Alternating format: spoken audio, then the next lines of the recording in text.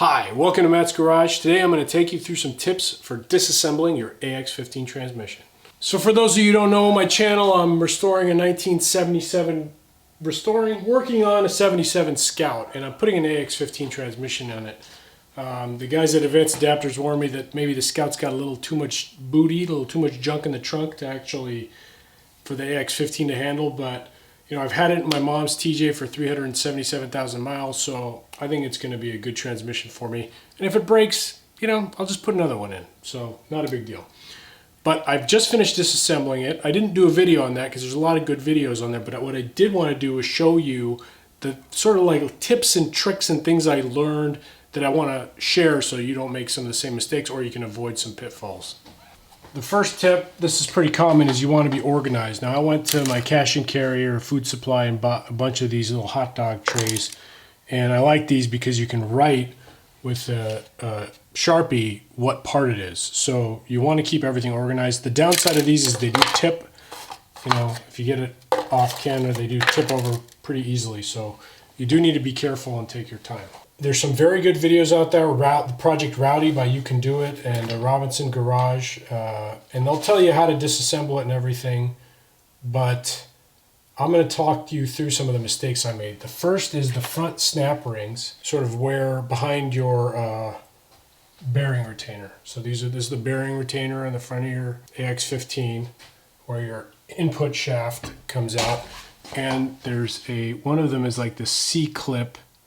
Okay, and I put a snap ring plier on this, and then it ended up opening it up too much. I've since closed it, but that stressed the metal, and these things are kind of a pain to find. So you want to instead put 2 screwdrivers on and just sort of force it out with the double screwdriver pattern. Force it out around the shaft and don't bend that. So that's tip number 2. The third tip, kind of a soft tip, is just make sure you've got time to dedicate to this. Like put the women and children to bed and then come out to the garage. Or if you're one of my female subscribers, put the man and the children to bed and then come out to the garage. It's just too complex to keep starting and stopping. I had to start and stop, but you know, that's just the nature of my life. But if you can avoid it, please do so. Tip number 4, this intermediary housing is made of aluminum, and aluminum is soft. And a lot of guys, what they show is, this is the bottom here, what they show is they put a bolt through here and put it in the vise. I don't actually like that. I don't actually understand it, to be honest with you. So what I did instead was I taped 2 paint sticks on the inside of my vise teeth and then put a block on the table, so that the weight of the gear assembly is actually on the table and the vise is just holding it steady. And I found that to be good enough for the job. And it is a dirty job. Tip number 5, don't make any assumptions. If you've been watching the videos, you know there's all these little plugs here and they have a Torx bit on there. So I just assumed they were all the same, but in reality, the top one ended up being a different size Torx, or maybe I ended up chewing that one up. The point is, check it, because this one I ended up doing a Torx 40. I'm wondering, I may have just chewed that up actually. Yeah, I probably just chewed that up. Hammered the 40 in there, got it out. But you got to do what you got to do. What tip am I on? 5? You know, this isn't a tip, but just there's a lot of pills and plugs and stuff in the, there's a lot of pills and that little pill is $8. So pay attention, have a magnet, have a clean surface, have your table level, okay, because those things go flying. I guess that is kind of a tip. What tip am I on? 6, it's just another tip. All right, another tip. You need a press. Don't even bother if you don't have a press. Okay, there are ways to do it without a press, but I wouldn't recommend it. So get a press, have a press. I've got that Harbor Freight press with the ratchet, and that helps having the winch. And I have a video on that. I'll link it here. But adding the winch thing so you can raise it up and down really takes the stress off. Because of the size of the gears, you basically lower this down and you put this here and bridge your bearing puller across that, because there's no way to get your gears down into the space in the H-frame. That's a good tip. Now, another tip is look at a drawing, all right? Like, I can't tell you how many times I went and referenced an exploded diagram doing this process, because it gets, I almost destroyed my input shaft because I was pressing the wrong way, and I thought, stop, it's not giving. Let me just see what I'm doing here. All right, onto the counter shaft is another tip. This bearing that sits on the counter shaft is very tight, okay? One of the videos said to go get a small bearing puller from Harbor Freight, and I found that was actually not what you need to do, because my small bearing puller doesn't fit there. Bearing separator, sorry.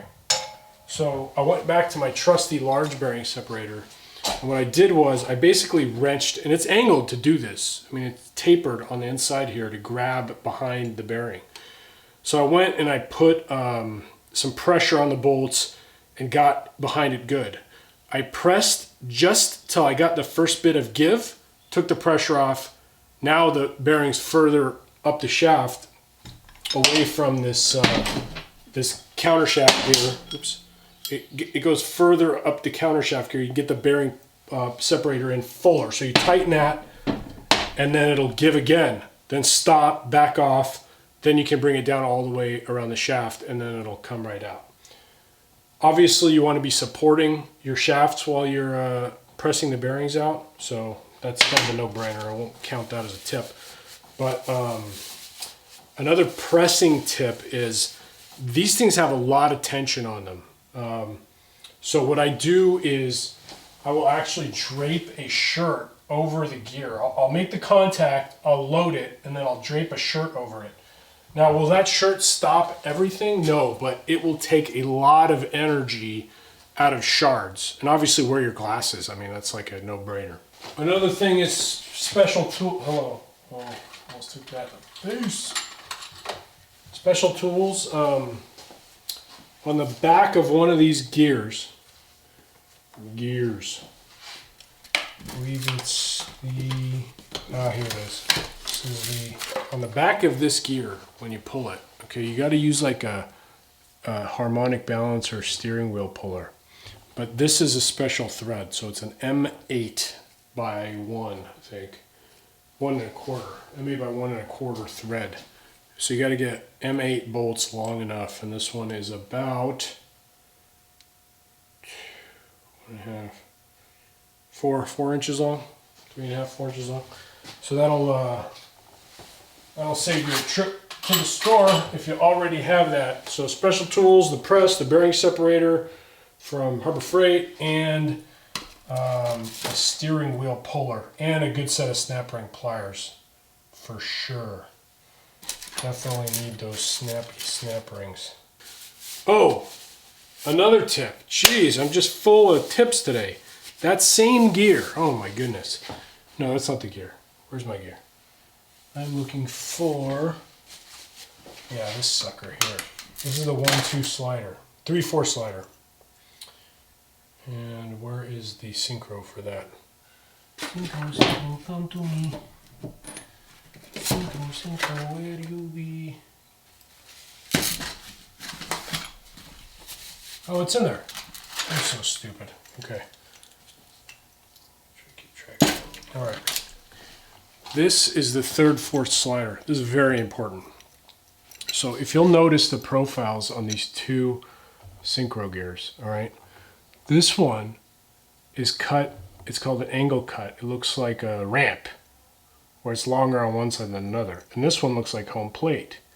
And if you look on the synchros, these teeth are cut angular. They're not symmetrical.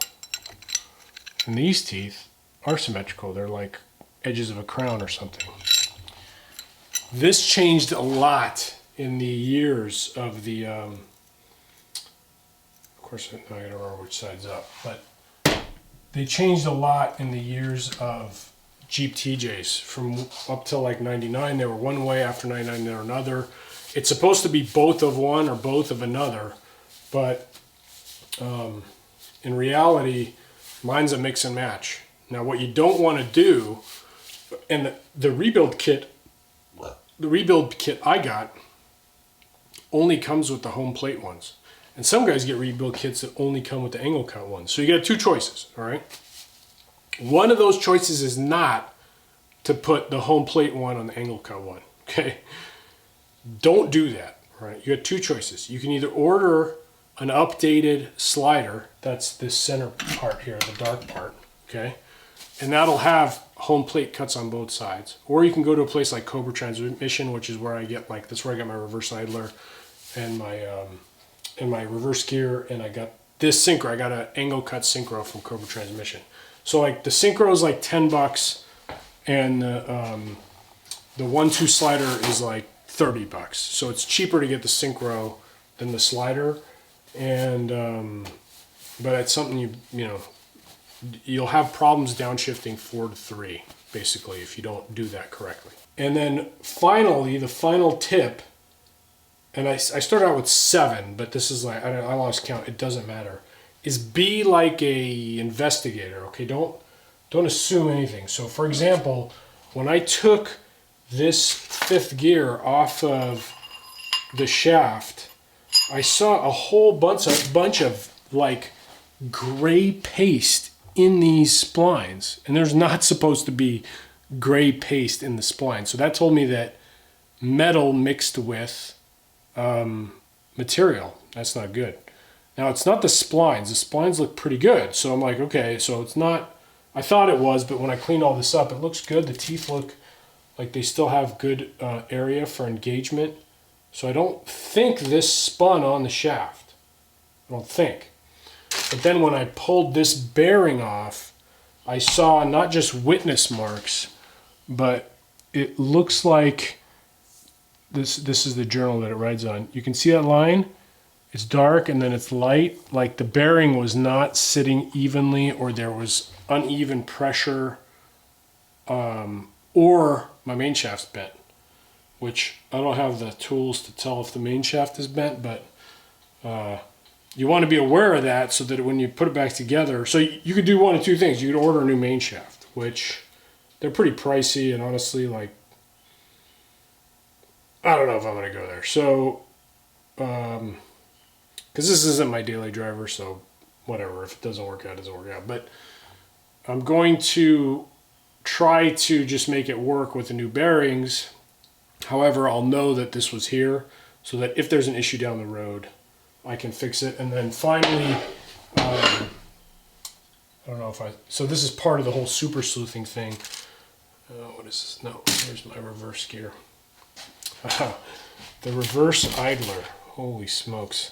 So actually, of the 2 videos that I've seen online for AX15 disassembly, both of them had this problem, and that's where the teeth get totally boogered up and chipped off. That's not a big deal. These aren't super expensive. Just order another reverse idle gear. But what you do need to pay attention to is the mating gear, which is like where the 1-2 sliders sit. It's kind of a big gear with flat cut teeth. And like, for me, it's a bit raised on the edges where that chipped tooth was riding. I don't know if you can actually see kind of the shiny little nubs on the end of these gears. But that's not how it's supposed to look. So, so you just order both, okay? So again, I didn't want to remake a how-to video because it's just already really well done on the internet. I wanted to share the knowledge that I got from the process as a first-timer. It's definitely not hard, like especially if you're used to being around a press. I've already cut my teeth on the Dana 44 videos, so a press is, I'm no stranger to the press, but otherwise it's a lot easier than an automatic transmission. I mean, so much easier. So yeah, go for it. Oh, finally, this is like a bonus tip. Now that I've got it apart, right? If you're doing a swap, if you're just rebuilding it in a Jeep that it came out of, it doesn't really matter. But if you're doing a swap, now that all the guts are out, you actually take this intermediate, slap the two halves on, bolt them on, and put your bell housing on, and then you can just easily muscle it up to the back of the engine to find your cross member locations and engine mounting locations. So that's what I'm going to do. Now that I have all this apart, I'm just going to use basically a shell of a transmission that I can easily handle, so that when I go and rebuild it and it's ready to go in for real, I know everything's going to line up perfectly. Just keep in mind, don't make it perfect tolerance, because like I'm not going to have any RTV between the halves when I do the mock-up, but I'll probably have some sort of material in between them, which is a tiny amount. Just keep that in mind. So I'm going to clean this up. I've got my parts. I got my rebuild kit, but I got to wait for the synchros and the rear reverse idler, and that's exciting. Now, as far as transfer cases, so I ordered a Dana. I tried to find a Dana 300 on Craigslist. So the guy, it was messed up. And then the guy called me. He's like, I got it working, but by then I'd already bid on one on eBay. I asked the eBay guy to let me out of it, and he wouldn't. So I got one on order from eBay. It was like $100 more than the one I was getting on Craigslist. It comes with a twin stick though, but who knows what conditions that's going to be in. I mean, this guy who sold me the transmission, Lewis in Zillow, Washington, if you're watching, not cool, dude.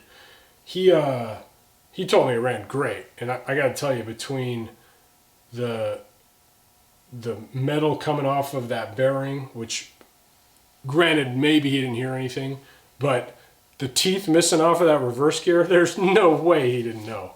Zero chance. So just a standard Craigslist special, you know. That's okay though. We do this as a hobby, as a passion, not because it's smart, because it's not. It's a stupid hobby. See you next time on Matt's Garage.